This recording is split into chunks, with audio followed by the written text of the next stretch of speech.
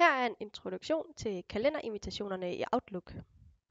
Når du modtager invitationerne fra Erhvervsnetværket, så vil du modtage invitation til 10 netværksmøder ad gangen, og de er nummereret her med nummer 2 ud af 10 og nummer 3 ud af 10. Så klikker du på invitationen, og du kan se, at det er mødet den 15. januar.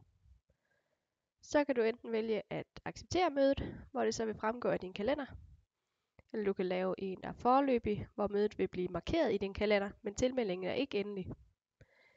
Eller du kan gå ind og afslå, hvor mødet så ikke vil fremgå af din kalender.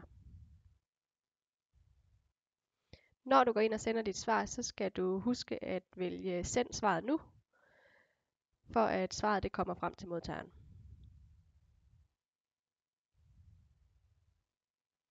Hvis du ikke lige kan se i din kalender, hvordan den passer med det samme, så kan du vælge den foreløbig og send svaret nu.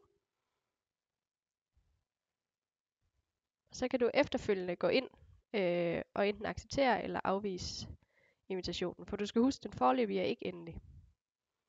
Så hvis du går ind i kalenderen, og så på den 15. januar,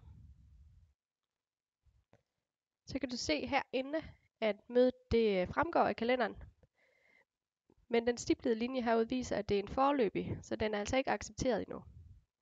For at acceptere den, så klikker du på den, og så vælger du heroppe på oven enten at afslå eller acceptere, og send svaret nu. Så er farven herude blevet fuldt blå, hvilket betyder, at den er accepteret, og nu fremgår i din kalender, og svaret er sendt til den, der har inviteret til mødet. Så kan du gå tilbage til indbakken, og også sende svar for de andre invitationer. Og det er samme som før. Hvis du accepterer, så sender du svaret nu.